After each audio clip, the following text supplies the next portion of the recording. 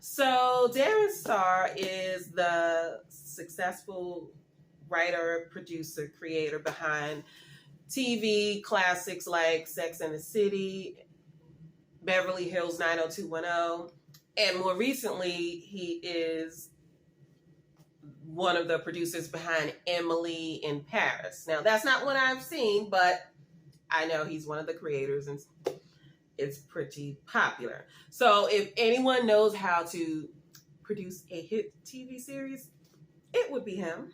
And so he has, it looks like another one to add to his resume. Now,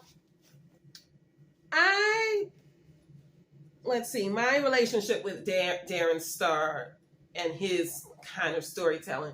I did like, okay, so I liked Sex in the City and Beverly Hills 90210. I'm trying to think, was there anything I didn't like by him? But I don't think I can say I didn't like anything that he has put out.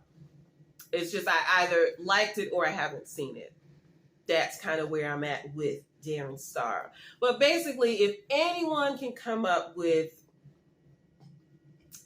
a Sex and the City kind of vibe with a male lead, it would be Darren Star. So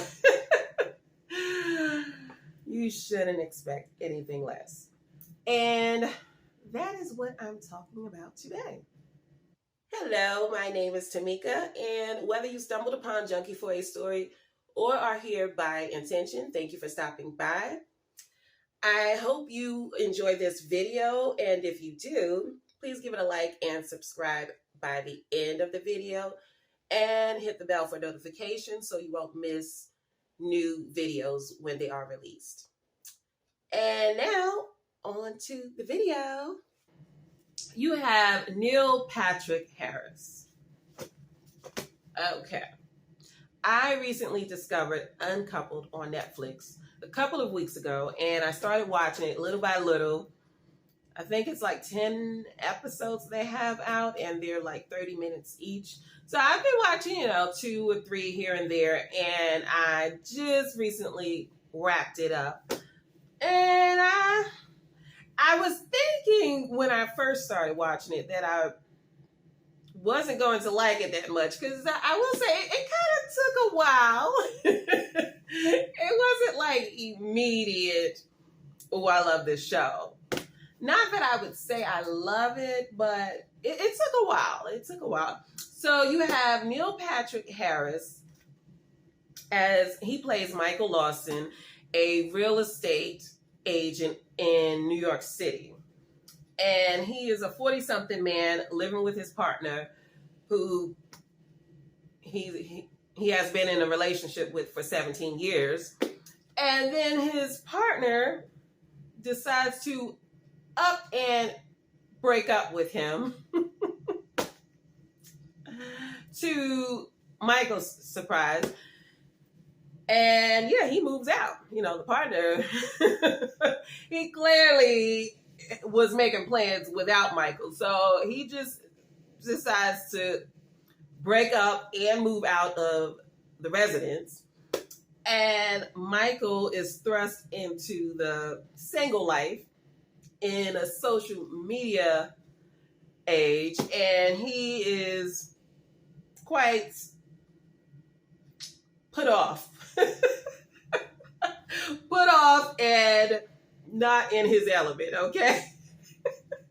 So he's, a 40-something man who has been in a relationship for 17 years, and then he's now quite immediately put back into the dating world, which that in itself is a bit alarming, especially for his age, but also just being in a relationship for that long, and you're living together and you're used to seeing that person,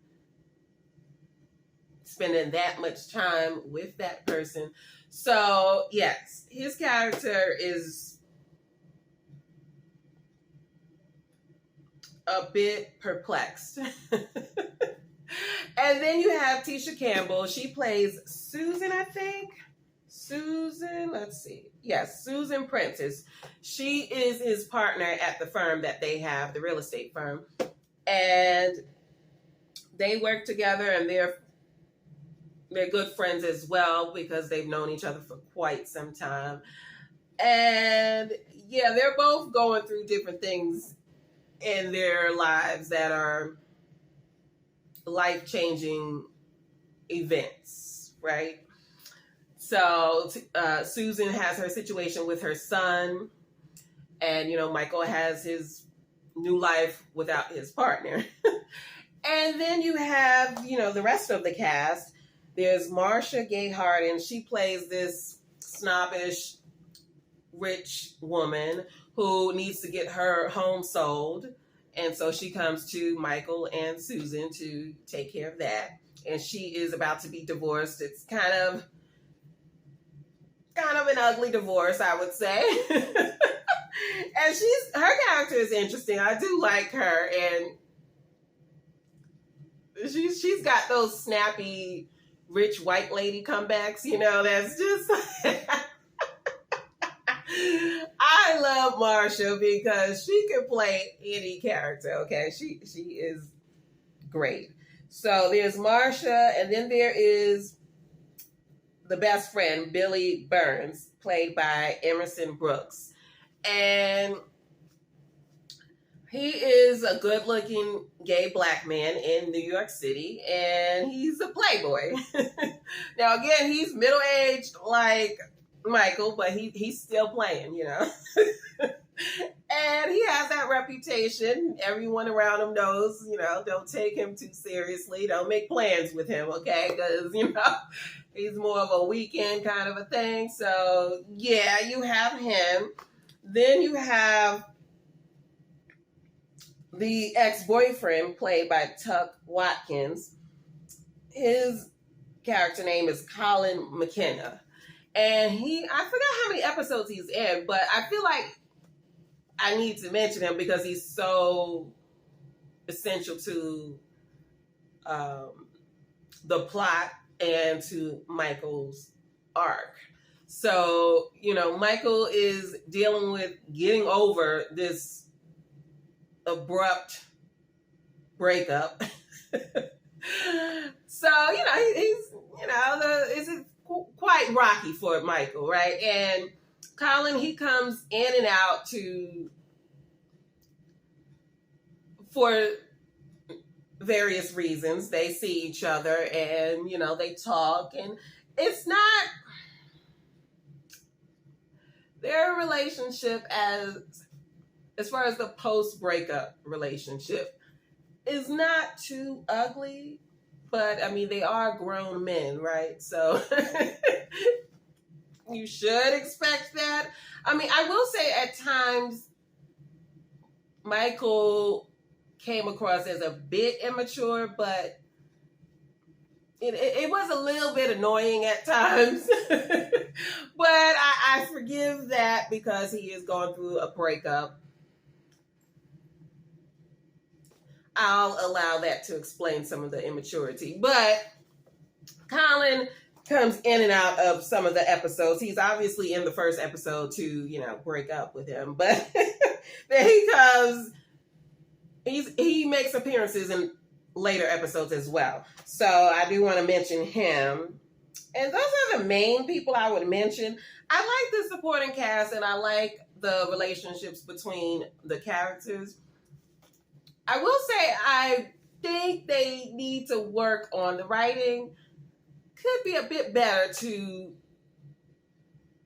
sort of highlight Tisha Campbell's comedy because she is quite funny, and she is, she's known for her comedic skills, okay? And she's usually much funnier and sharper in other series, but in this one, I don't know, it wasn't coming through for some reason. So I don't know if I'm going to say that's the writing because I've seen her in, so many shows and movies, etc. So I'm going to say that's the writing. I think it was a little bit flat for her, just if they could work on that for the second season, if it gets picked up, you know. But yeah, so you have that, and then the overall plot, I did like. I liked seeing a middle-aged gay man put back into the dating world in New York City. I think that's interesting in itself.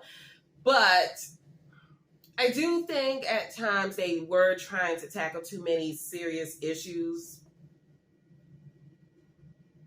I'm not even going to say, but certain things felt like, okay, you're adding this to. I mean, it just, maybe not for the first season you put all of that in there, but, you know, I don't know. They put it in there, so what have you. But yeah, there's that. I would recommend this show if you like Sex and the City, and if you like, you know, Darren Star, his kind of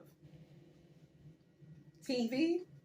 I think you would enjoy this show, because I don't see a lot of people talking about it, so I just figured I would put this on your radar if you're looking for a new show to get into. And it's like 10 episodes, 30 minutes, so it's kind of quick. It's like a weekend binge, you know.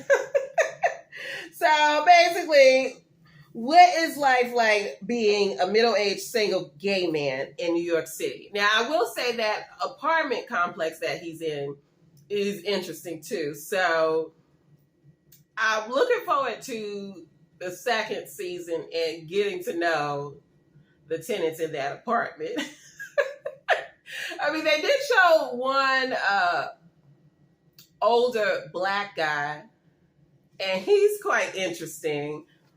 Although, anyway, he's interesting. And yeah, I mean, I'm looking forward to getting to know what's going to go on in that apartment complex.